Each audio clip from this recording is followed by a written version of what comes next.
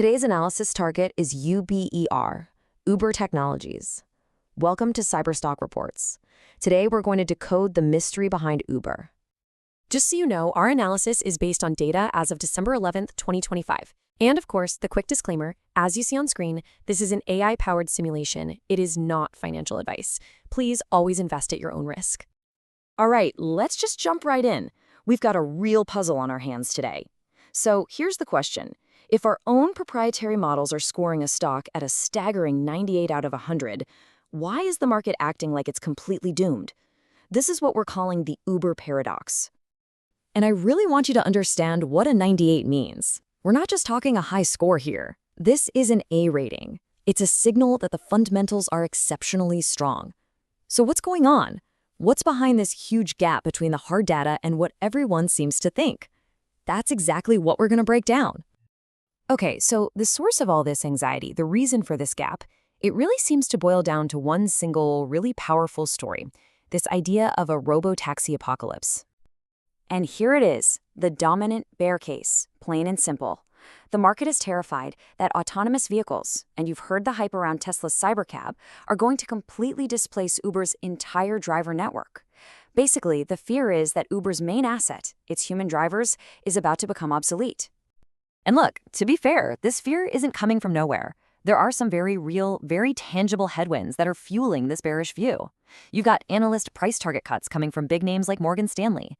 The company itself gave some soft Q4 guidance that really spooked the market. Then there's regulatory friction, like what we saw in Barcelona with license reductions. And yeah, even some recent insider selling from executives. You add all that up, and it paints a pretty convincing negative picture.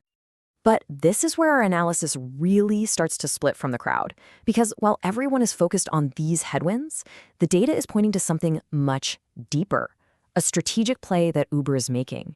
We're talking about their hybrid Moat strategy. So to really get this, you have to understand this one crucial concept, the aggregator.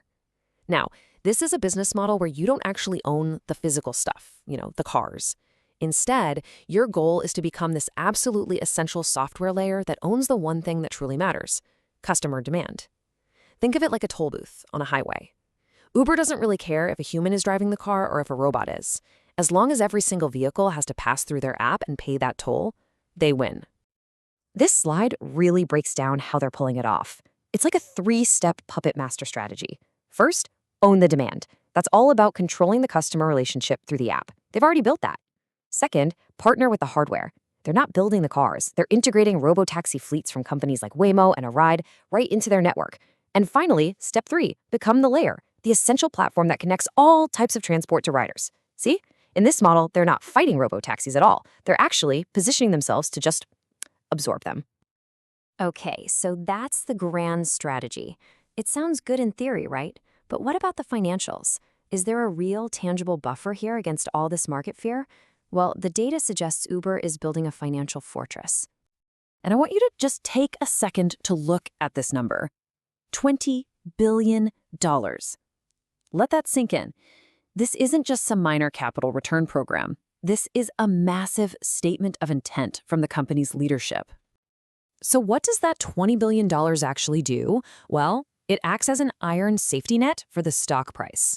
It creates this really strong price floor because the company itself is stepping in as the buyer of last resort. So when the market panics and sells off, Uber is right there, ready to buy its own shares. That creates a huge buffer against all that downside volatility. All right, let's put it all together now for the final verdict. We're going to synthesize both the bear case and the bull case to see what the data is really telling us here. This slide really lays out the conflict perfectly. On one side, you have what the market is focusing on. What our data suggests is just short-term noise. The soft Q4 guidance, the analyst downgrades, all the scary headlines. It's basically a red herring. But on the other side, you have the long-term signal, that hybrid network dominance we talked about, the massive $20 billion iron safety net from the buyback, and a pretty fair valuation with a price-to-earnings ratio of around 25. So what's the bottom line for the stock's profile? Well, that proprietary score of 98, that's an A rating, telling us the fundamentals are exceptionally strong. Now look at the short strategy rank. It's a C, which means no short. And the implication there is that the risk of a short squeeze is really elevated. A situation where short sellers get trapped and are forced to buy back shares, which could just push the price even higher. So based on all this, our overall stance is overweight. The data is pretty clearly suggesting that the market's pessimism might be misplaced. And that brings us to our final, provocative question. Is the market simply mistaking a brilliant long-term strategy for short-term weakness? Are they getting caught up in a temporary dip in guidance and completely overlooking the fact that Uber might be building a competitive moat that could dominate for the next decade?